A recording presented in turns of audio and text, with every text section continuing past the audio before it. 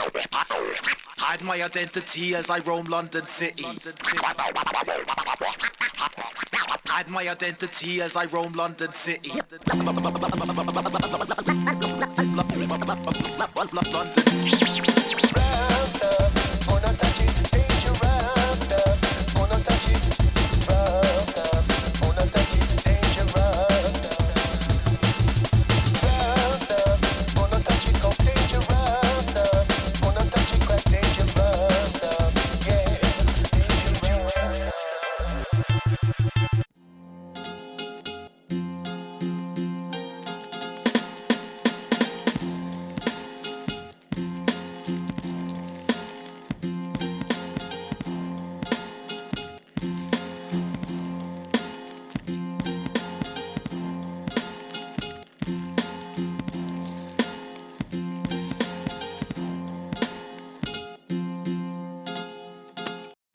It is indeed my pleasure to introduce to you. Quick, go film this. You want good footage? You want raw TV? There's a fight at the station. Or we can start our own fight. Yeah. So let's go. A brother who's been around for a long, long, long time. Counting. I like that technique. Hey, who did that mad thing with us? That German TV was walking along Holloway Road and he went, yeah, no, I want to know he's in there. Go on. Yo, Oxford, listen. And this ain't a white or a black thing. It's if you're living in the council flats and on a brat thing. They got us on a lab ratting. And it's funny to me how he's illegal all of that thing. But I'm in Oxford and I'm rapping. You know you're ready to make it happen. Say fuck the what? What? Fuck the what? Say fuck the what? Come on. Say come on. Easy. It's all good. DJ Flip, what we got for them next? How you feeling? Pull it down, pull it. What's happening? No, come on the show. Let's go way back to the beginning. You was born in Chapeltown, Leeds, and that's where you decided... Chapelalaton. Chapelalaton. So when did you start MCing and writing lyrics and all that stuff? How old was you? I first written, composed and performed my own song at the age of 6 at Westfield Primary School for the school playground, for the school Christmas bullshit, pagan fucking holiday play. And I was the Rubik Cube, because I didn't want to be anything whack like Jesus and Bethlehem and 3 idiot magi's. To the people on the street, give you something to feel in the club. When your mind goes numb, transport the raw dog, give you something to feel. To the people on the street, give you something to feel in the club. Give you something to feel. When your mind goes numb, give you something to feel. Raw dog and task force, give you something to feel. We don't want to be left behind. All we want to do is just blow your mind just one more time. So tell me where the names Farmer G and Chester B. Hackenbush came from. Farmer was just like one of many guises that I was linking myself to at a point where I didn't know who it was. I suppose. You see, raw dog and task force, we come real far. From London to the Atlantic bar. You know I'm here and I'm rapping for real. That's where I stay and no, I don't conceal. I bust them real raps, make you handicap. Make you know you turn your cap back. Cause I'm all of that. I'm Mr. Farms, we bring harms. I like to wear some fresh cut garms. I don't go for the tracksuit. I don't go for the train of blood. I love that loot, but same way I'm focused. I swarm on a whole parade like a locust. Cultivate so many different identities. I thought, well, that's what a farmer sort of does. And I thought, yeah, farmer, cultivate, sow crops and blah, blah, blah, and all the rest. That's kind of where my thing come from. Oh! Is it there? The G came from, obviously, Farmer Jazz. Yeah, Farmer Jazz. So that changed very quickly. Because there's much numerous better other ones. things, much better ones. It ranges from Farmer Jesus to... Thank you very much. Jesus to Farmageddon. To all kinds of things. Farmer Gandalf the Grey. Yeah. Basically anything. But Anything, farmer is fortified aspects represents me alone. That's what farmer is. This my brother Chester P next to me. I'm freestyle legend from 93 or maybe further. Here we scream murder. So what you tell them, blood? What you tell them, blood? Chester P. Hackenbush. Originally, I kind of never told where the name came from because for legal reasons, but I can now happily give the person their dues. You know, it was a comic book in the end of the 70s by a guy called Brian Talbot. He did this psychedelic comic. There was 3 parts and they released it in one. That's where Cosmic Gypsies come from. Yeah, all that stuff. Yeah, the whole theme of Cosmic Gypsies, the tune comes from that same comic book because he meets a Cosmic Gypsy riding a space chopper. Harley Davidson. Yeah. It's a seriously deep comic. It'd be good if people went and bought it and supported it. Yeah, they reissue it. It's on Dark Horse Comics now. It was called Brainstorm, and it was the trilogy of a person called Chester P. Hackenbush, which was Chester Percival Hackenbush, and he was an alchemist who mixed every drug found by a human into one little pill and took it and goes on this mind-bending adventure. I hold a lot of mics through a lot of years. I've seen a lot of nights turn to dusty greys and a lot of tears. I represent when I got your zone. My man took a few pictures with his Nokia phone. Oh, I got freestyle for years. Back in the days, my friend said I had big ears. Now the girls think I'm cute when I'm rhyming. I'm 2-timing, 3-timing, but climbing. Yeah, my first battle I won because it was against someone shit. My second battle I lost and it was against someone half decent. My third battle... Who? Anyone on that? No, just some graffiti writer in the back of a train depot. I was about 9 years old. Then the first real battle I won was still 9, and that was against that JC001 who had the Guinness Book of Records for the fastest rapper at one time. And he's kind of a good rapper, but he didn't want to let me on the mic, so I said, well, I'll battle you then and I'll crush you. So I got on.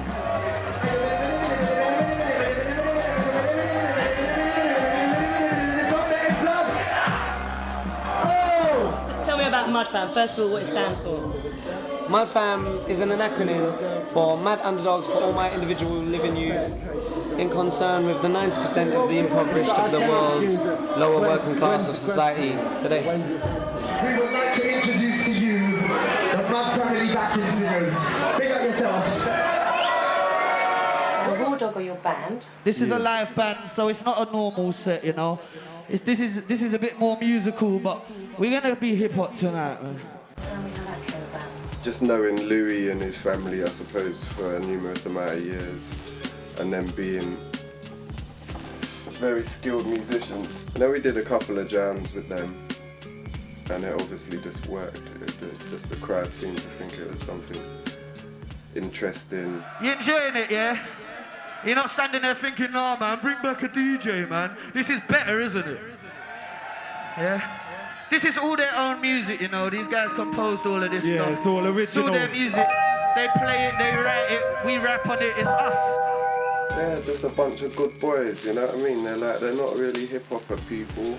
They're just like some nice kids. They're talented musicians. Yeah, they've got a nice outlook. They all individually do their own thing as well. And they're all very talented, man. These are some professional people up here now. This is our motherfucking sax, flute, synthesizer. Play them, play something. This is our man Louis. He's gonna come in on the bass. That's our bass guitar. That's DJ Louis Slipper. Let's hear it for the main guitar. That's Dow. This is Dario. You hear the guitar? And over here, We got the Mad Hacker. Elmore John. Okay, we're building. This is all freestyle, you know. We're building. This is the man Tom Skinner. On the drums. He's the best fucking drum player in the world, motherfucker. Come on, come on, come on, come on, come on, come on, come on, come on, come on, come on.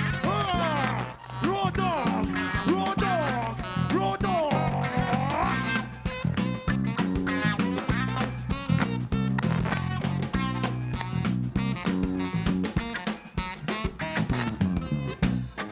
We're musicians, yeah. We're like, Give us a bigger stage. and we can write songs, and we know what we're doing, and we are professional in this thing. And we just want we want a bigger arena now. We want some more money behind us so we can start getting big instruments in and orchestras and doing what we know we can do. What we can achieve the way we do it is phenomenal, and it's only because labels are afraid of us and our personalities and how they will cope with us as human beings why nobody's jumped on it as far as I can see, because our achievements are very high. I think throughout our whole history we've actually spent £500 on advertising ever, and that was on a project that ain't even come out yet. See what I'm saying? And that'll probably sell worse than any of the other ones anyway. To me, it's a case of I've never been too eager to jump into it because it's a waters I don't swim in. Shark infested. And it is already controlled by other people who have spent however many years studying it intensely. Whereas me, on the other hand, I just know how to do what I do, and that's make music. And I find that side of it can dull the way you feel about the music, because business is never creative. It creates money. It generates one thing, but it's productive, but not necessarily creative. Whereas, like, when you concentrate on business too much, music can become saturated with bitterness, and you can feel resentful to the music itself because the business is such an easy thing to get resentful over, and you will lose friends along the way, and you will lose faith along the way. And a couple of things you always need to keep faith in is yourself, your music, and that you still love making music as a musician. If you took the business away from it and the worst come to the worst and you gave up doing it as a career, you would still make music and you would enjoy it more. So try and capture that essence just in your day-to-day living, do you know what I mean? Ribbons of hope attached to the trees, tears from a child splashed from his cheek, cries unheard, scared in the dark, faith won't last, an unseen past. I'd feel really depressed if all I heard all day was dong dong dong, like some electronic noise in my head. It would kill me, man. And I actually like to hear a guitar and a piano and a string or something. At the end of the night, put on a classical CD maybe if I've been listening to some modern music all day. Do you know what I mean? It's music, it's a broad spectrum, bro. And if somebody loves music and makes all kinds of music, and one day some of it's commercial and sells a lot because that particular kind of music appealed to that particular kind of person at that particular time, good for them, bro. They still love their music. We want everyone in this area. Whoever don't want to do it, move backwards. Yeah, we want everyone in this area to jump. Not just go like that. We want you to go wild. No, but wait. It ain't in the name of war. It ain't anyone breaks out into fighting and I'm going straight home, and that is my word. This is about love. Pogo is like this. It's not hard.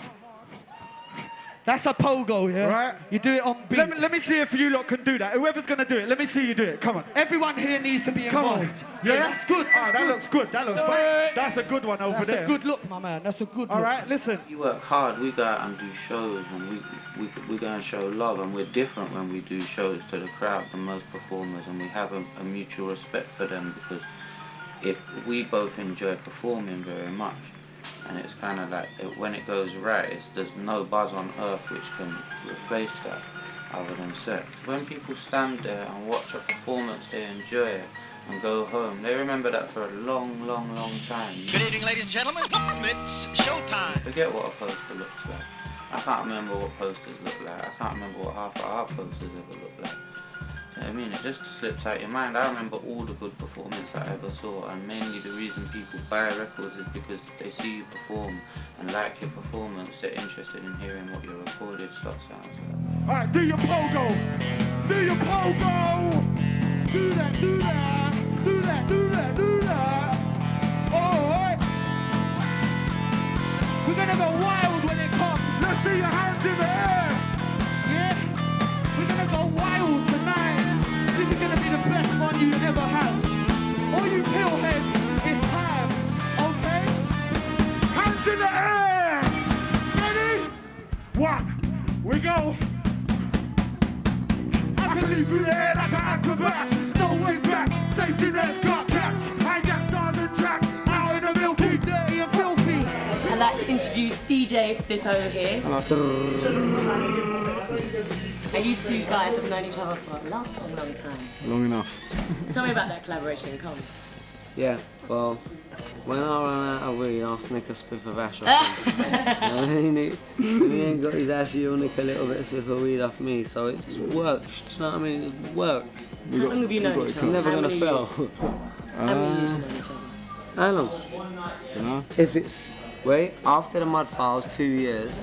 So about 7 years. About 7 years. We used to see each other in Camden where we both grew up, and we used to know of each other. I first formally introduced myself to him by finding myself in his flat.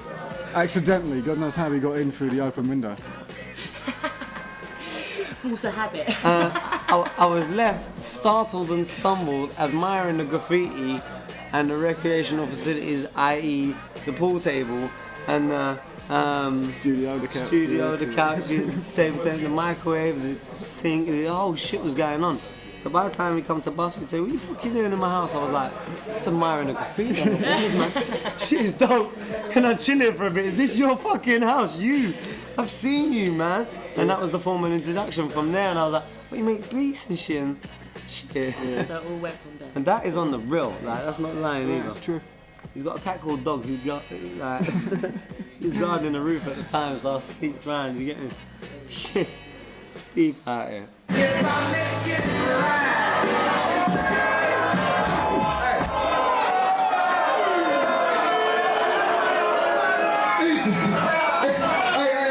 1 second. You should say when you're gonna do something like that. They're very sharp. That man's got a record stuck in the middle of his head. Compensation insurance. No, I won't be surprised about that. Fucking hell. If that record hits that brother in his eye, don't be surprised. Because that's DJ Flip, yeah? Deep eye. So you two guys have been doing a little bit of acting though, haven't you? Yeah. Right. Round about now it's the weekend, bro. Saturday, none other than the happy day. So about to do it the Berry way, the Mud Found way. Check how real my acting skills are. They said, "Skinny, pretend to be asleep," yeah? And I went, "All right then."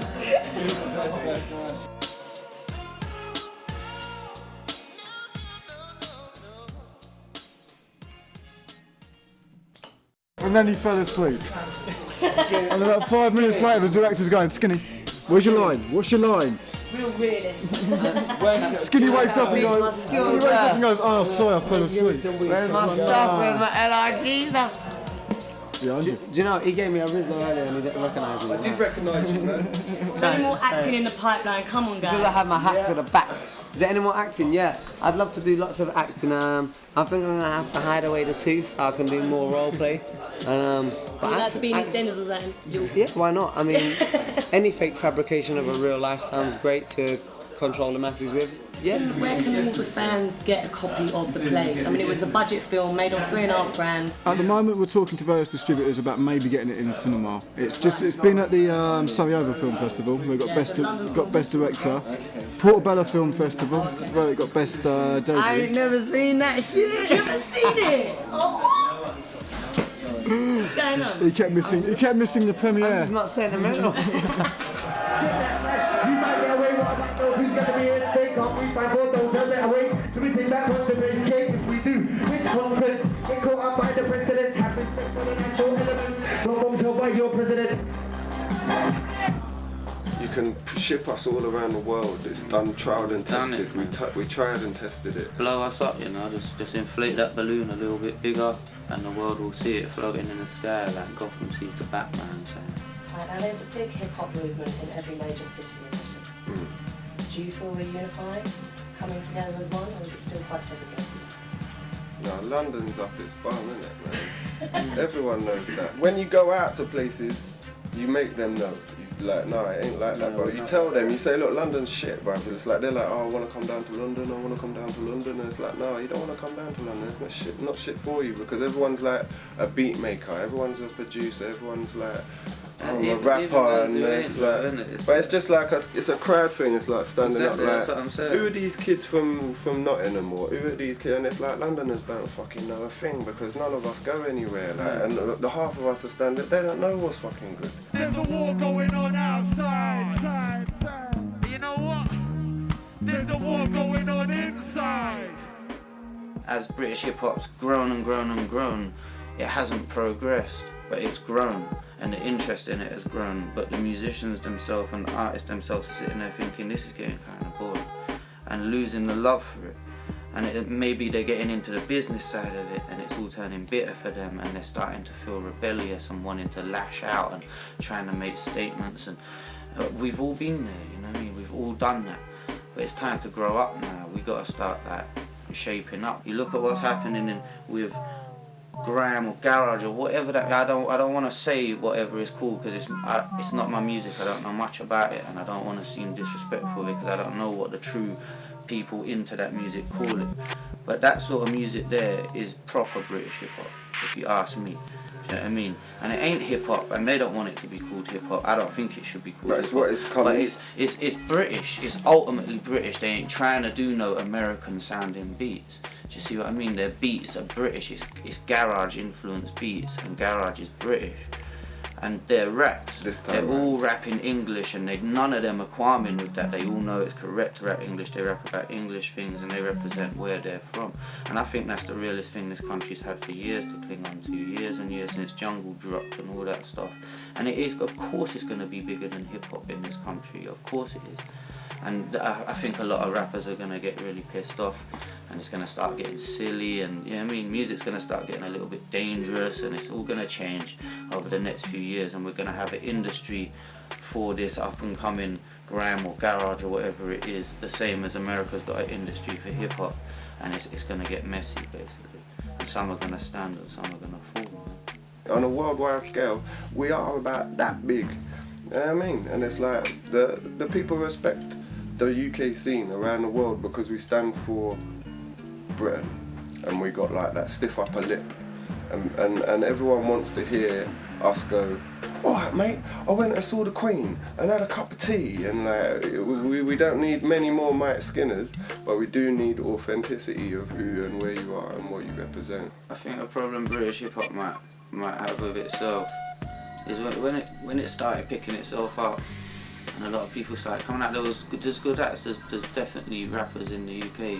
who are good, that proper compete with anyone worldwide. Every country's got that. Yeah. You know what I mean, every country's got that. I see them everywhere I go. But yeah, there is rappers in this country. Of course, there's. I'm not going to get into name checking because it's just long. But at the end of the day, of course, those who are good know they're good. There's a lot of rubbish, but we get our influences from American hip-hop. Even those who want to lie and say, I don't listen to no American. I don't listen to any hip-hop, but ultimately I learned how to rap by listening to Slick Rick and rappers like that. I don't know what era a lot of people come from and who they learned to rap through listening, but maybe it was Big Pun, or maybe it was Cannabis, or maybe it was Jay-Z, or maybe it was you. Yeah, but then ultimately they got their style from Slick Rick, because I got all my styles from Slick Rick, really, and not the way I rap, and not the rare, but the actual method and how I put across my message and make serious things entertaining, blah blah blah, and how I've got different things to say, and a lot of the way I thought about hip hop was influenced by him. So therefore, if a lot of them sound like me, but of course it's going to start sounding stale. Many skirts, I work the very dirty. I'm coming earthly, blood, you couldn't murk me. All these rappers want to talk about battling, but when they kick that tin, it ain't rattling. So who the fuck they want to challenge on mics? I'm bad as they get, blood, I'm grabbing the sky, what? I'm coming through and I'll spit on a nun. Take a leap into the air and then I'll piss on the sun. Oh, I got moons to flows. I represent all your people, all the guys and hoes. If you don't know, let me see your fingers, bro. If you wiggle your toes, then you jiggle and throws. I'm jiggle bros. Never been a gigolo though. When you see me with the rhyme, I got a bigger bro flow. You never seen a rapper like me with freestyling. Put your fingers up for peace, we're still wildin'. Yo, we don't need to get childish. All get angry and start out fighting. It ain't about that shit, the girls are running. I'm only here for that now, your peoples is my cousins. So let me see some love, throw your signs up. Let me see some love, throw your signs up.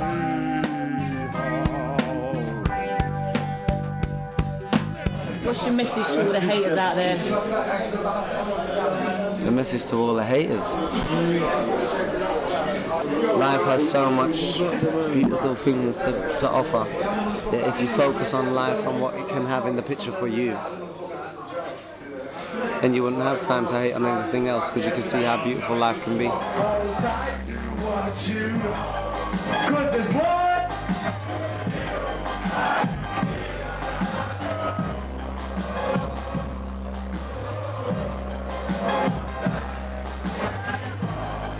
Easy.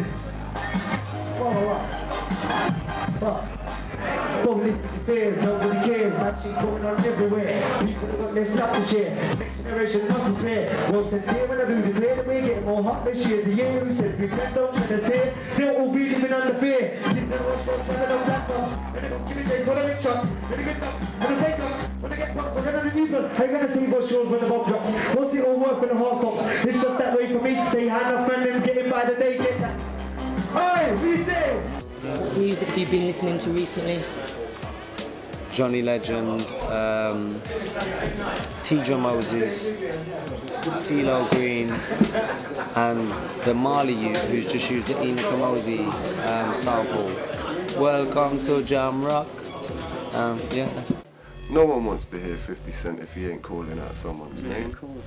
Don't want to hear it. It's not going, yo, I love everybody. That's true. You don't want to hear it. That's not 50, man. Modern music is conflict, man. Everyone wants to hear war. It's based on war. The world is based on war. That's what Oasis we're versus going on. Blur Our leaders and lead all us. that shit. Yeah, all them big Like bands. me, I'm listening to Papoose, a lot of Papoose. the underground hip hop. He brought hip hop back. Yeah, he brought hip hop back for me. I'm actually starting to feel proper vibes coming back to my pen hand, so I'm gonna be writing again properly soon, man. But Papoose and then K Putton's Rain of Fire is just a big album, but I feel that record. I put that on in the morning and I'm there, but makes the day right. So he wakes up with this peace thing, like.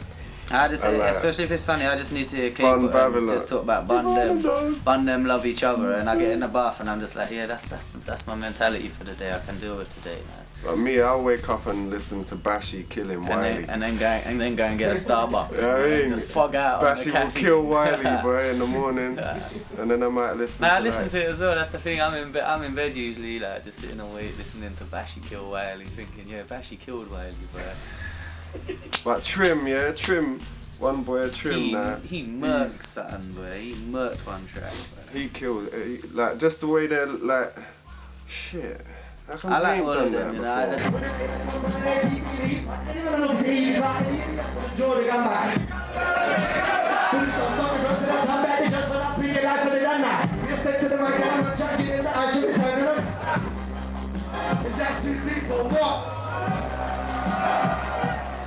Favourite artist of all time?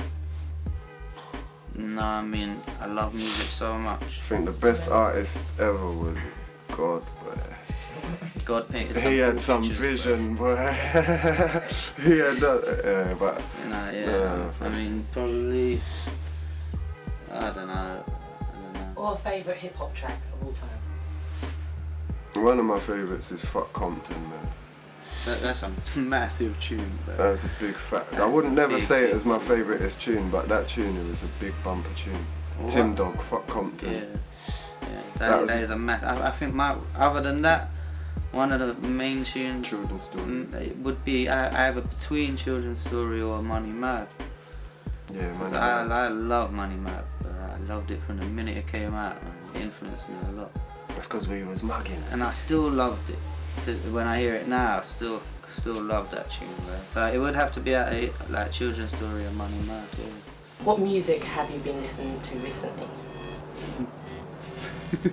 Come on, tell me. I want to know. This man is grime obsessed. Where I go to sleep and I can hear it. I wake up and I can hear it. It's heavy, man. And then Aaron comes home and plays it as well. And then my brethren comes round and they all listen to it together. And I'm just like, rah, man, I love this shit. Where it's proper inspiring to see someone love music again. I just like it because they're young. Man. And they're just budding. But they're not all young, I'm sure. They're budding, that. You know. They're just budding. They're game for theirs, man. I respect them totally. I think for me it's just more of an awe. It's like, you know, it's like, wouldn't say I'm jealous of them, man, but like, well, I wish I was doing that. Like, I wish I had been doing what they done. That's it. We missed that boat, you know. We're like that. I would swap up my shit for that, you know. I'd be like, if I can be in this game, I'll go in that game, because that shit there is just so real. Their motivation is like, it's just like, yeah, you lot fucking, and you don't hear none of them spitting some half-cock shit, man. They attack you, man. They're coming for your like jugular. I only really get off on modern music if it's competitive. But the grime that's from the hood and it's from the streets is about beef, you get me? Because that's how rap started. And that's why it's different for people of our generation, you get me? Because we grew up when people were just scuffing with fists. Now everyone's on this on this shank and heat thing, like they're on this thing where they're gonna stab you. A lot of them have got beef with each other, and like I say, I don't understand none of it. As long as they don't start like mashing each other up, it's good, That's man. the thing, as long as they're just musically keeping it beef, it's so healthy, man. And I think that I know them guys, they're coming from a thug lifestyle, and I know that's what it is, and I know they're repping that. But be men as well and understand music don't have to be tugged out, man, and try and keep it as music and just battle each other, because skill versus skill is brilliant, man. I love seeing that. It's proper nice, man. That's how you grow, because you don't want to be weaker than an opponent, you know. But people don't want to battle if they're scared of getting shot, man. So you'll all get rich, man. Don't kill each other. You'll all get rich, man. If they start shooting at each other, the system's gonna shut down that music, man. Prison, locked up like an animal. A job, no prospects. How did you manage to survive prison? Strength in your head. It's not how did I manage to survive, it's just that I didn't die. Yeah, I didn't get killed, I didn't die, I didn't kill myself. And that's how I managed to survive. Do you still feel you'll be surprised if you make it through the night? Yes, I do. You've been shot in the neck before, haven't you? Can I see your war wound? No. Okay. Not to be glorified, it's... Run the chat! How you feeling, Oxford? If you got love in your heart, make more noise than that. Is this my time, blood? Is this my chance to step up and have my shine? 15 minutes of pain for me to show all the night what's been on my mind. Right, Chester, in a lot of your tracks you have like sick lyrics. I mean, as funny as it may be within the song, you wouldn't want kids to actually go out and do it. No, of course not. It's entertainment, but people have to understand the difference in me being an entertainer and me taking life seriously. I ain't gonna stab no one with nothing. I ain't gonna slit no one's throat with nothing. Least of all a can of beans or a toothpick. So how would you explain the feelings behind the lyrics then? Because I'm that angry. At times I have urges to do such things. Like I'm a psychotic boy. Why are all of those rappers so angry? I have great mood swings. I've been known for manic depression, and when I get manic, I can get very angry with it. And rather than actually do it to someone, I just write it down, and it feels like I've done it to someone. Whatever's gone on in your life in that day, you can put it down on a bit of paper, and it's like you've talked to someone. Well, it's like talking to a therapist. No, I tell you what it's like. It's like confession. Yeah, church more is like exactly like that. I never felt God on these cold streets of London. I felt man's wrath and upper class judgments. Couldn't find substance in Bibles or churches. Found hard times and my loved ones in hearses. Cried because I couldn't find a God to confide in. 16 young and into drug use and violence. Experience taught me life is relentless. No truths are untamed like the winds of a tempest. And it's like you're just confessing either your sins or your pleasures or whatever it is, and you just write it down. And I do that in the form of rhyme. And God, for my sins in myself I redeemed. I can't find faith in the words of a priest or the page of a book that was written by a man. I trust no man in this world at hand. And I am who I am, God, and do what I can. And being who you are, I hope you understand that I'm just trying to live my life and nothing else. And all I've really got is this God in myself. How has graffiti influenced your lives? Graffiti is massive in my life. How many people in here are into graffiti at all? Oh, that's good. That's good. Yeah. That's good. So, we're still bombing, man. We're still bombing. I don't ever walk down the street and not look at the graffiti. Yeah, we are still bombing. It's all you graffiti artists. If you know the words, sing along, man. This is dedicated to you. Keep bombing the streets, you know, it's beautiful. hide my identity as I roam London City. They're the realists. They're the realists. It's the realest art in the world. The thing is, they don't even want to be associated with hip hop no more. So I ain't even gonna say they're the realest thing in our thing, because they ain't part of our thing. They're their own entity. Yeah, graffiti is bigger than hip hop as far as I'm concerned. They're real. They're ill. Like, they're always like messed up individuals with twisted hands and scaly Tugged skin. out people, bro. Graph artists are real rats. Like, they're the real mole men of this. Like, and some of them are making money commercially now. Good for them. I'm not knocking any of them. You know, I'm not knocking them, but still, 90% of graffiti is just illegal bandits. People who want to put their logo, their signature, their piece of art on something for the world to see, because that's how they release their attention. And if it's done beautifully, I don't know why anyone's ever had a problem with it ever, man. Graffiti is amazing. The corporates, like, they come along and they steal and they take and they make alphabets that are available in font books for the graphic designer people to use. And it's like, it's inflicting the look of authenticity of street culture into estate agents and into fizzy drinks and like the endorsement of Reebok and 50 cents and stuff like this with all the graph looking logos. And it's a shame, man, because we all know, like, the people who have been doing this for years, they set up this shit from the scratch, and the thing is, they're still scratching. So this goes out to the rappers round the land. If your back's against the wall, turn around and write on it. One day you might make cash from it. Work hard and consider your skills, cause it ain't really like no one else ever will. We're going all out, we're getting off now. You think you're ready, blood? Then shut your fucking mouth.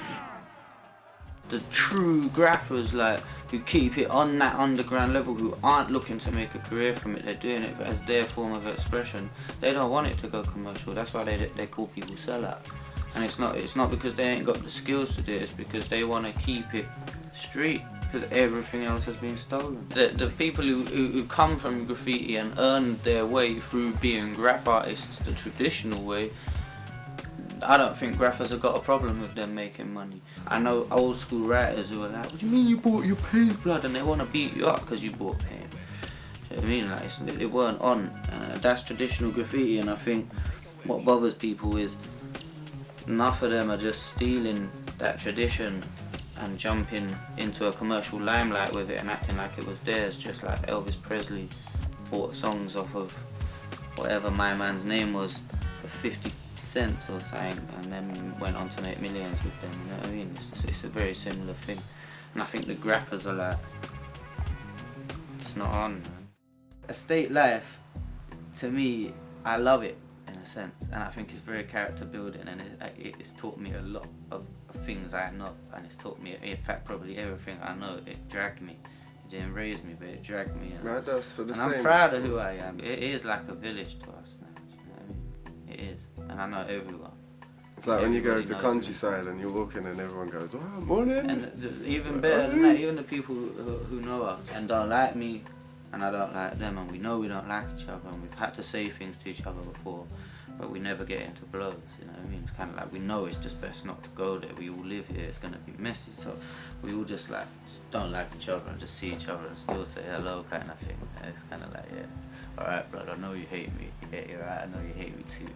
And we all get along, man, so it's nice. Keep it sweet. And from time to time, out of towners from bigger estates surrounding us come and bully us all. Come and pick on us in their masses, like, where shit happens, isn't it? The way I've always seen it, this is my community, and don't shit on your own doorstep. This is our shithole. Let's love it up. I mean, and it's like, you always got to expect the bad people to be bad, but if they just do it somewhere else. It's an interesting mentality. You know, like when you've got like a bit of Marmite on a knife, you can either like spread it all the way across so it's thin, and then it's not as bad. Or you can just go on one corner and then it's really hardcore on one corner. But that's what I'm saying. So if the criminals didn't concentrate themselves in one area, then it wouldn't be so bad. Whereas if they spread themselves out into the surrounding counties, lads, right, then things would be... yeah, you know what I mean? It's a sick psychology, but it's the truth. It's like... Also, if you concentrate an area with criminal activity, if it's a concentrated thing, the children growing up in that area are only going to learn criminal activity. That's just common psychology. Do you guys want to move off your estate? Of course. Yeah, of course. Of course, not now. I'm still in the same manner on the same number, and everybody knows where I'm at and what I'm under. Do you still want to move out of Finsbury? Or out of the estate? Yeah, most definitely. Yeah. Any place you want to move to particularly? My first priority. Yeah. Where do you want to go? I want to say it, I'm saying. Out of London or still in London? Out of London. Out of London. Life's kinda militant, stuck in the grind, nothing's equivalent to this council state of mind. Are you still homeless? Where's the concept? I am. You are? Okay. How do you feel about the situation, seeing as you've been homeless for 14 years? I mean, it's just this. In England, we have an equal opportunities policy where we have a points regime system where, as a single white male, you don't even count to stand a chance, so you're not even considered, and that's what it is. So these are lyrics for my people, living on the streets who know they ain't got nothing else to retreat to. Growing up on massive estates can be tough, but knocking them down and rebuilding houses like what they did in Hackney doesn't seem to boost the morale of the community. What do you think would be a better solution? More trees, man. It's true. But it would make a difference. Less concrete. Without a laugh. It would help. But then obviously they're not going to plant trees in a space that is commercially viable to make money. You know what though? You could put people anywhere. You know, it just don't matter because if you're just a bunch of nasty people, it don't matter where you live. You're just nasty. I say it don't matter about where you live. It depends where you're going from, and in a state like this, you can live here. It don't matter. This is a nice estate, and I've seen some terrible things on this estate, but this is a nice estate. You know what I mean? No doubt about it. If a whole lot of bad people moved onto this estate, yeah, well, this estate that's what happens, isn't it? It's like what we was talking about But that's earlier. what they do with big estates. They get all the pedos, they get all the fucking and put them on estates where they think they'll be safe. And they just put them all in one fucking place. It's like the Harvest Estate, like it's just a place where all the fucking backwash people get put in there. Yeah, and it's where a lot of young people get put for the first time. Yeah. Whereas in big estates, they generally put families who are known to the authorities for trouble and crime. Do you know what I mean? Like if a family's been in trouble on a smaller estate and been moved and been thrown out of that property, they have to rehouse them at some point. They will rehouse them somewhere worse, you know, and be like, alright, you want to be bad, we'll put you in a bad place. And that's how they breed people who accept living in them estates because they have nowhere else to go, they've been rejected, you know what I mean? All the old women and all the old men the same. They all feel the same about living on and this estate. This was the thing, we had an old man down there who was the first person put on this estate. He died a couple of years ago, God bless him. And he was the first ever person on this estate straight after the war, and he lived on Cali, and he had a massive house there what he owned, and he bombed it and blew it up, and he got given a little flat down there. For some dodgy reason he accepted that, and he lived there all of his life, and ain't a person around here would have touched him. You know what I mean? And it's like the lady downstairs, and when we hear like somebody robbed her bag, we're like, what? I mean, and we know it ain't no one from the ends. And she knows it as well, so she ain't even scared to come out of the house. She knows. The lyrics on this tune are nasty. And anybody who's had to live around the same kind of lifestyle that makes you produce these lyrics, those who feel it know it. Listen, I've lived amongst smashed ridges, spotters doors hanging off their hinges, hookers looking money for Bobby shot in their minges. Do you understand how fucking real that is?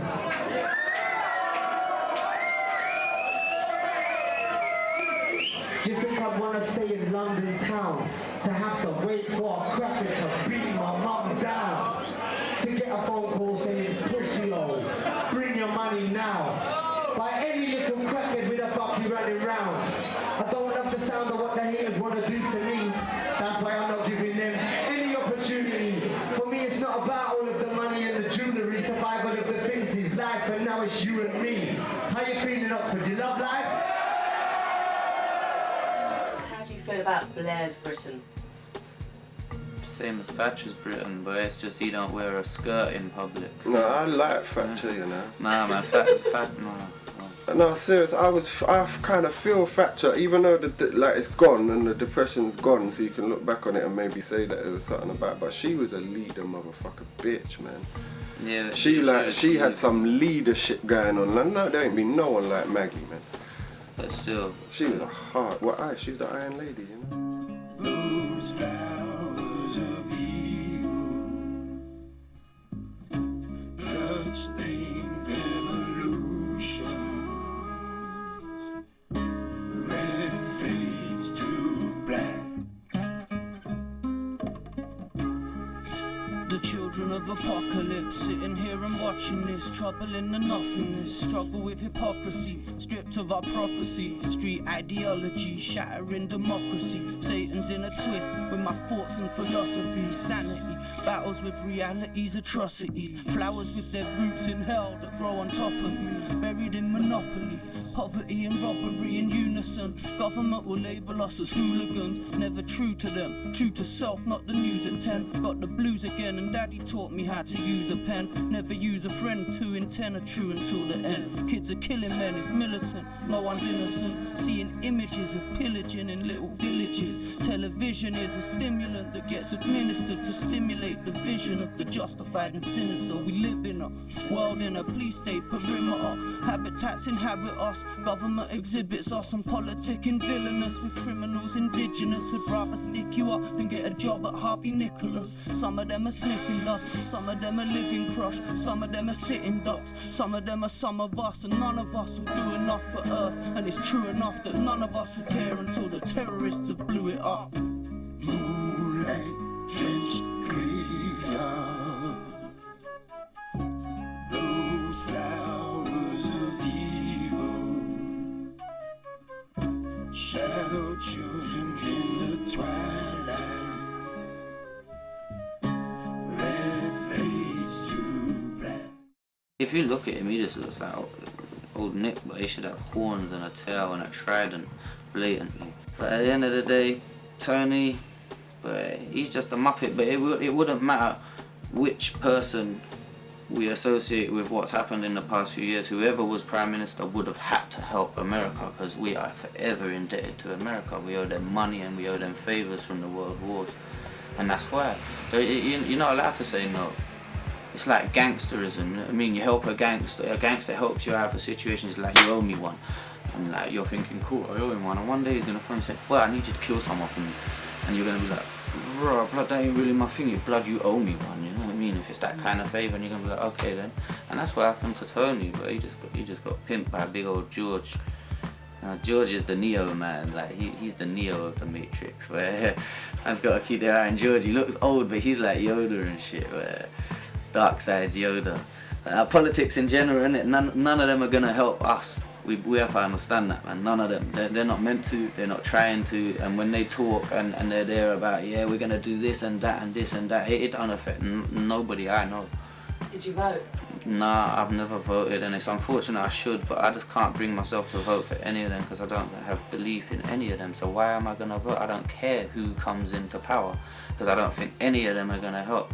Green Party might, but it's the same old scenario. Everybody's something brilliant before they're in power, and then once they're in power they realise how messed up this situation is and it can't be fixed, and they think to themselves, what am I gonna do? Everyone's gonna hate on me. I'm just gonna get paid.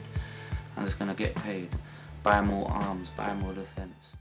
It's like when I got into that mayoral thing, and I went to a couple of places and said, people asked me questions, and I was interested to see what people were saying, because I knew I couldn't be mayor, but I wanted to try what I could try, and I got as far as I could get, and I stopped because I knew I couldn't go further being the kind of person I am. And ultimately the questions what were raised everywhere I went was, are you going to legalise weed? And I thought, you know what, if that's all you want things to change, if that's the only thing you really want to change, then but I understand why the world is like this. Sometimes you have to look at it and think, alright, we all know we've got a shepherd, we all know we're being treated like sheep, and none of us are doing nothing about it. Either we stop talking about how things need to change and start changing it, or we just shut up and be sheep. We go and get shaved, have our wool taken, and then become somebody's lamb shank somewhere, you get me? That's ultimately it. We either stop what's happening, or we allow it to happen. and not moan about it. I'm not trying to be no victim. I'm not trying to give you no advice. I didn't say kill the queen. I just suggested it.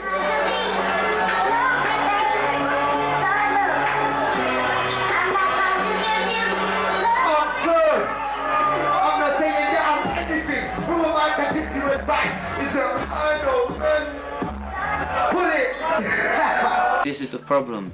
To blame it on the capitalists ain't right, because they are businessmen and they're greedy, and that's what runs their life. They are completely addicted to it, just like a crackhead's addicted to crack. Them man ain't gonna sit there and think about what I've just said, because they're too naive. All they want to know is, I'm gonna make another billion if I do. They don't even know what's happening in Red Dot. They don't care. Do you know what I mean? They can buy the world, it's theirs. So they're not focused on that, because they're addicted like a crackhead. The truth of it is, really, there needs to be a law enforced saying that they have to give up a certain percent, because it's not going to hurt.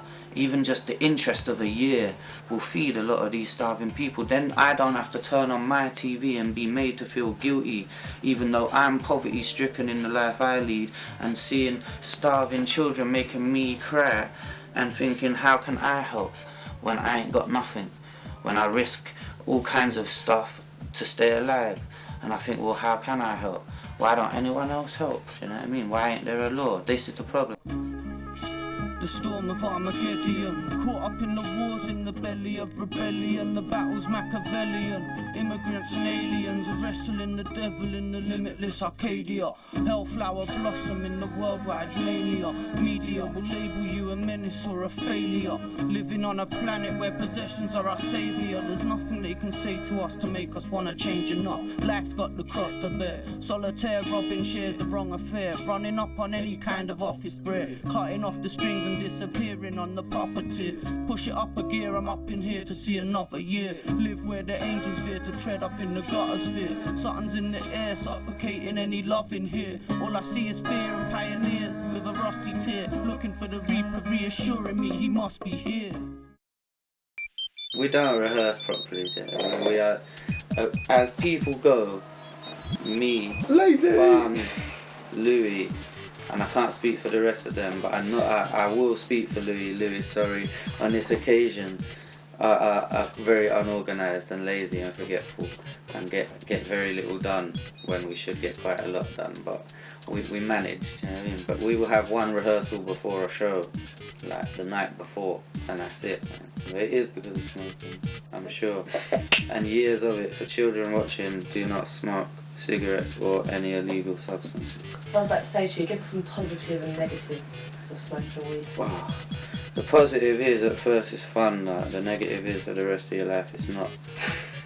It's something that can form an addiction, that's bad. Smoking stumps the quality of the life you do live. That's the problem. That's the thing, you know what I mean? It's like the quality of the life you live, fast or slow, will be affected by smoking too much cannabis. Because it becomes a lifestyle. When your life is weed, and it's just like weed is everything. And when something controls you, no matter what it is, drugs, money, sex, caffeine, if that actual thing controls you more than you control it, it's unhealthy. Mentally, spiritually and physically, so it's just unhealthy. If you've been through some of this evil that we do, 100 Hail Marys ain't enough to redeem you. All of my long-time friends are crack fiends who have gone too far, but still say they didn't mean to. Does alleviation through racing crack relieve you? Everybody's losing their mind, and even me too. Step into my world if you wanna catch a preview, but don't tell us so, cause they just won't believe you. And this is how the other side lives. And all them out of road kids can't relate to these tears. This is how the other side live. Where our day-to-day life's living out your fears. Yeah, fears.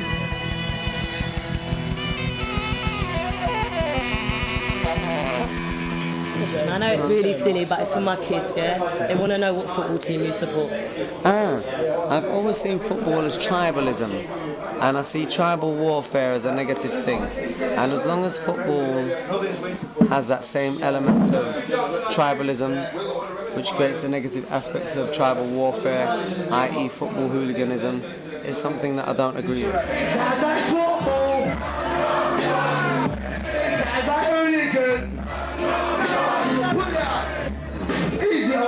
I also feel that people who started a game by kicking together a sewn up pig's gut has now become a multi-billion-dollar industry, and the fact that we have 18-year-old players getting more than £100,000 a week wages is absolutely ridiculous.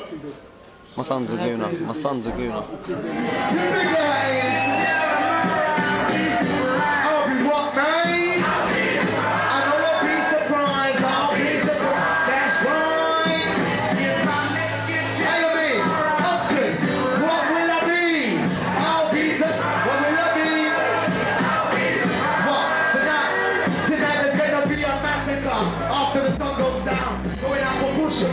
Running him down, how you mean? Running him down, going on as if they've got the right to eat up town. No, they want me to work in for them now. Give them British beef is the meat from a cow. When I jack a rap, I think it's gonna be allowed. You think they let that ride, they're too fucking proud. Quick question about education, I could go on to that forever. But does your son enjoy school? No, he doesn't. He finds his teachers very oppressive and manipulating. Right now we've got 75,000 children in England in youth custody, young offenders institutions. We've got 55,000 children truancy from school every day. We've got an all-time high in expulsion, an all-time high in suspension. There's no recreational facilities for the children. The crime statistics have reached an all-time high. Do you find a lot of kids are dropping out of school, just losing interest totally? Yeah, do you know what? We're across the road from one of the most estates of like half the kids don't go to school because all they do is go out and steal on the streets and stuff. When they were doing, and most of them are really creative when it comes to music. They'd be in school doing the music and stuff, but they're not. They're out on the streets stealing, getting in prison, going on tag. And why? Because of the school. How would you inspire kids to go to school? Well, I don't really feel that what school has to offer within the national curriculum benefits the children apart from the essentials of reading, writing and mathematics. After that, geography through the national curriculum is a lie. England has always been drawn bigger on the map. You get what I'm saying? History is a lie within the British schools curriculum. And then most of the schools of the British curriculum follow some regime of a church. The national curriculum that our school system has to offer is a brainwashing oppression. What do you think to like your music lessons at school at the moment? They're shit. Education, what do you think needs to change? The lessons have to change. People have to remember what's going on and the world's changing, man. People don't want to be like doctors and mathematicians and all that. There'll always be a stream of them coming from universities and your private schools. There'll always be that, because that's what they're there for, to make the lawyers and the big GPs and all these people, you know.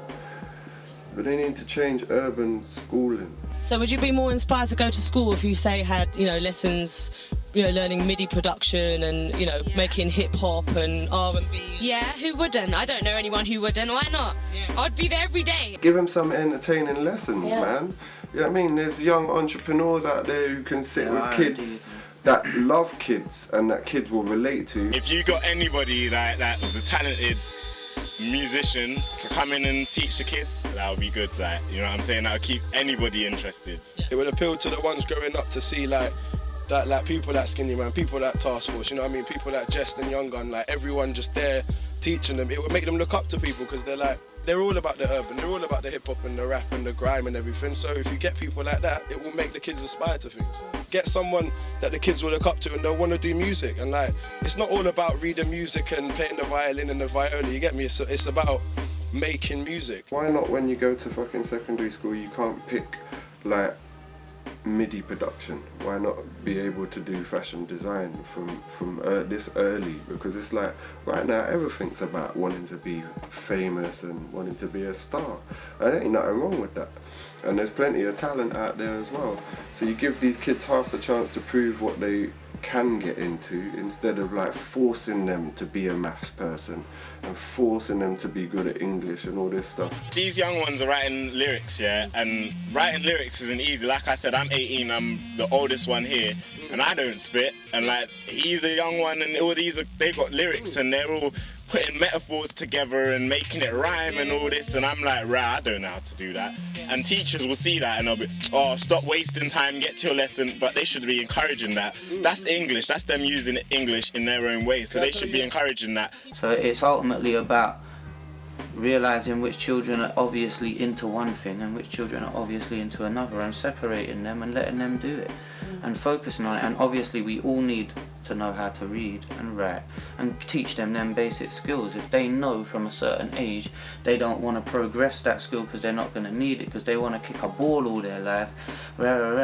teach them some basic skills to fall back on, simple GCSEs for English, don't push them into that too much, you know what I mean, and then let them focus more. Well, you were a teenager yourself when you became a father, 17, were you 17? Yeah, 17, end of 17. You can't never regret something like that, but parents have a funny way of like, not many parents will come out and say, you know what, this shit is fucking me up, man. And like, for time I've known that it's been fucking me up, you know what I mean? But this is the sacrifice you have to make, because little man didn't really ask to be the same as me, like I never really asked. And so in that sense, as his parent, I just got to sacrifice everything I've got. And like sometimes I don't feel like I got a life. How do you feel being a single parent? It's very hard being on your own. In the evening when you've got no one to share it with and no one actually has support for you, I find that the most difficult thing. In retrospect, would you have done anything differently? Yes, I would have waited and tried to, get a career or something, or travel. I think schools aren't showing kids that like having a kid is for the rest of your life. Like in America they do something like you'll look after this fake kid for 2 weeks or something like that, and you'll see that you're waking up in the middle of the night. Kids ain't like for the daytime, you know what I'm saying? Like it's a serious commitment that is for the rest of your life. You've got to be hands-on, you've got to actually experience. Like I said before, that's only how kids realise things, when they learn from their mistakes. If you show them what their mistake's going to be, then they'll know not to do that. For real? Yeah. People say, oh, it gets easier, but it doesn't actually get easier, it just changes. I always was one of them kids who was like, family, past, but then man got that and it was like, shit, I'm only 17, it's breaking down when it's 18, it's at its last when it's 19, 20, 21, done, smashed to pieces, back at home, single parent. If you're already a single parent, man, just try and give your child everything, man, and the support that they need to carry on, and like always try and rectify your own mistakes, man, by giving your child love, the thing that you know that you fucked up on, or that you didn't get, or you didn't like have so much of, because enough of us that just grow up from some separated families, broke, dad weren't there or whatever, this, that or the other, drunken fuckery, abuse or whatever, and all you got to do is make sure that child don't get that. You got young single parent mums having the hardest time trying to survive for their daughters and their sons becoming out their youths, because their youths are left out there, raised on the ways of these streets without care. Now we're having our fair share of gun warfare, and it's all gone nuts, and that's just cause it's poor here. People want more here, we're all on the floor here, it's raw here, can't even sleep and ignore here, cause life's kinda militant, stuck in the grime, nothing's equivalent to this cancer, the state of mind. All you kids here, you just plan your shit a little bit better, man, and like, even better than just saying kids, girls, man. Girls. Don't rely on boys to be responsible. Or insist on the condom, because exactly what I'm saying. Don't rely on a guy. If he tells you it's alright, he'll pull out. If he tells you I'll be there for you, just don't do it, man, until you're big. If you don't put a sock on it, one day there is going to be a child, even if you walk away and not have anything to do with it, there's going to be a kid knocking on your door one day saying, hi dad, I want some answers. Just don't have sex, like until you're Cross your ready. legs.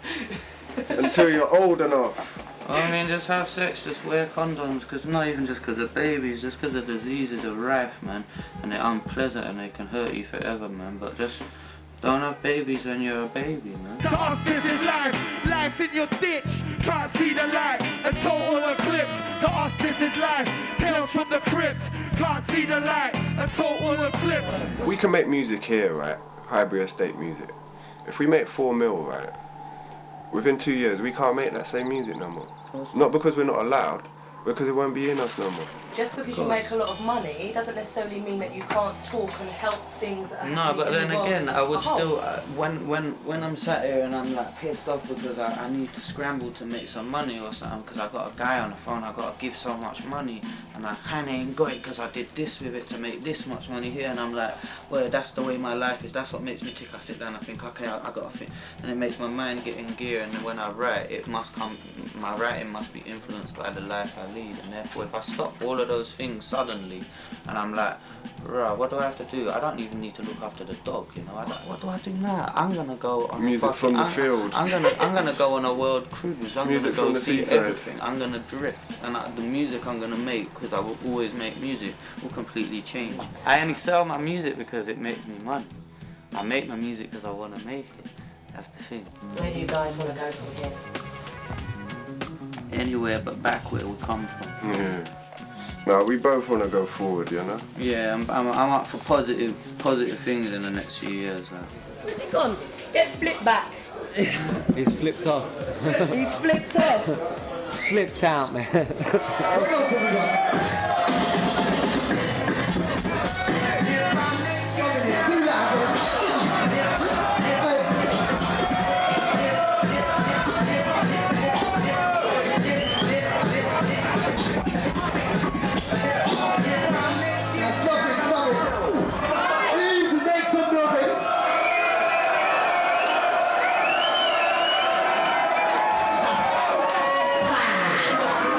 Listen, DJ Flip ain't getting enough shine. He's trying to outshine me and shit. What are you saying? Easy. I think it's Flip show tonight, straight hands down. Tell me where you go from here. Next album? Romantic idealism is where we could go from here, would be to make a next album, yeah.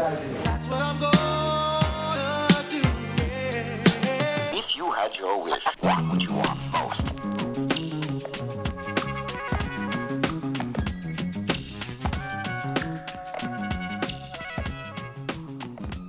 All your rappers, DJs, producers, breakers, taggers, all the elements of hip-hop must strive together to be alive together. Because basically it's on all of us, it ain't on one of us. It ain't on the Yankees to lead the way. It's all about the UK, it's on us today. It's on you. Yeah, it's the Task Force, it's the Farmer G, and Mr. Chester B. Hackenbush. Eno Red Rum, Mark B. In the big smoke, cats get slit throat out in the dark in search of the fish bones. And the police lights seem like discos deep in the dark of the night where the shit's sold. And it gets so dirty in the big smoke where the kids hold pistols. Anybody, if you heard it, then the word is get murked in a big smoke. And there is no verdict, burn it, could be you get murdered. Is it real in the world of fears? Is the world aware? Have you heard yet? Murk it. Nightmares that'll curl your hair. Welcome all into the world of fear. Word to ear, bounce when the guns appear, and hide your iPod when the slums are near. Get stripped to your underwear if you wander around here all undeclared, unprepared. Sun's too scared to shine. Eternal nighttime won't spare the mind. Won't say I ain't been in a share of crime. Won't say that I don't know where to find cannabis and drugs of the rarest kind. Won't say I'm alive and prepared to die. And it gets so dirty in the big smoke where the kids hold pistols. Anybody, if you heard it, then the word is get murked in the big smoke. And it gets so dirty in the big smoke where the kids hold pistols. Anybody, if you heard it, then the word is get murked.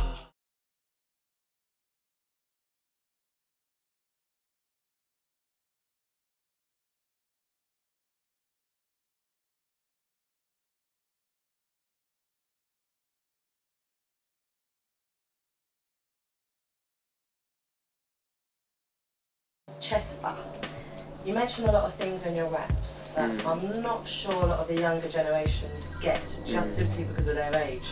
So I'd like some definitions, please. Gone like Sugar. Come. Sugar is a racehorse, and it disappeared and was never found again. I think it is in the very early 80s, Yeah, and it was believed it was the IRA. No one can say it was the IRA, but it was believed it was the IRA. I didn't really know much about it either, and I saw a program about it. I thought it was heavy. They just jacked the horse, took it somewhere, and demanded money. There's like 20 and the guy was like halfway giving it to them, and then it all went funny because he was like, I know you've been talking to the police, and that is it. Never heard from them again. Horse gone. Never saw it again. They kept trying to dig up all bones, and they dug up one horse's skull and thought it was it. It wasn't Sugar. So that's why I'm gone like sugar. Like. Okay, and Lord Lucan. He's another person who disappeared. I think he might have committed murders. He murdered his money. He done That's something. right. And disappeared, and he had a whole lot of money. And the last time he was meant to have been seen, and it was on maybe it was him kind of basis, was in some village in East Africa or something like that. And there was a photo of him, and it looked just like how DNA experts would imagine his face would look now, and blah blah blah. But that's all long. He just disappeared as well. So it's just another one. Okay, now the last one I think kids would be more aware of because there's a film about him, Hurricane Carter. Yeah. Well, I became aware of that situation through Bob Dylan, to be honest. There's a song called Hurricane on the Desire album. He was a boxer, and he would have been the world champ for sure. And he got involved.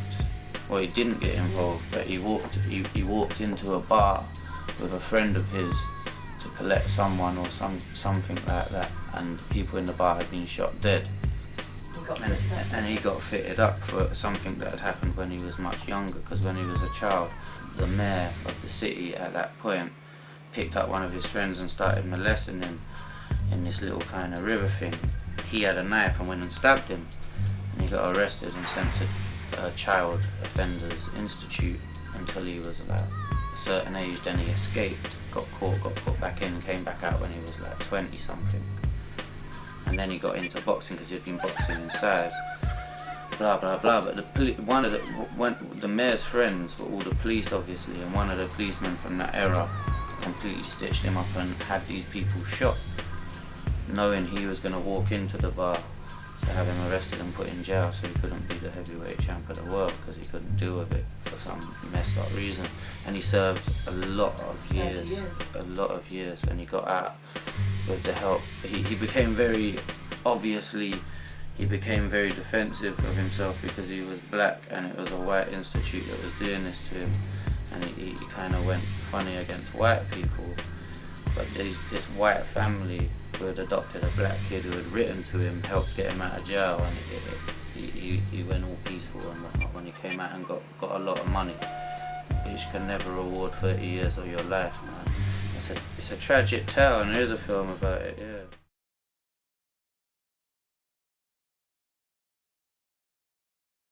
Change the lesson design and give the kids options that actually they're like so invigorated by just thinking about doing it. It's like, this is going to attract kids to come to school, this is going to get good grades. That seems like a fair solution. Maybe try it, it's better than all this other stuff you're trying. It's better than saying it's just black kids. Maybe separate the black kids from the white kids. That's kind of like, what? So then when the white kids and the black kids stop hanging around together in school, out of school they stop hanging around together, and it becomes segregated and it becomes racist again. Why are they trying to push for that? Just question these things, they don't want to change it. If I'm intelligent enough to think of ways they can change it, I know they're intelligent enough to have thought of it and thought of a reason why they don't want to do it already. Because they're far more intelligent than me, people running this country. And they do everything for a reason. What they give you with one hand, they take away with another. Farmer, your son Aaron's 13, you're in secondary school. So does he enjoy school? Yeah, I think he absolutely loves it. He's been kept on a very short leash all his life, so that's the first time he's really getting to hang out with there's a very, very big transition in it from primary school. Like when he left primary school, he was a little kid, and as soon as he lit into secondary school, he's a big boy. Big boy, whole thing changed for him. But yeah, he's loving it, but only, I think, well, not only, I shouldn't say that, but I mean, I'm sure he's learning his lessons and stuff, but I think he's just really, kids are really engrossed in school, because it's like everyone comes together, you meet people that you're going to probably know for 20, 30 years, and yeah, he looks like he's really loving it, man. Trouble keep coming up around him, man, but I'm not sure how much he's got to do with it, because he's a good boy, but parents always think their kids are good. But he's a good kid, but I just keep telling him, if you're gonna be involved in anything, always be the man that just stays somewhere around the outskirts, so then you get all the things from the experience, but you don't exactly get caught up in it. So when people are doing this or doing that and taking, just be there. And then when they give it out and share the goods, and you get a little piece and you get the experience, and you can go away feeling like you never did shit. Just don't get caught, man. It's like, that's the same as all the little kids, you know. They just have to like do what they're doing, be sensible, and just don't get caught. But he's a very bright boy, you know. Like, his mum and dad have done a very good job. Like, he's proper intelligent, so man don't have to worry about him.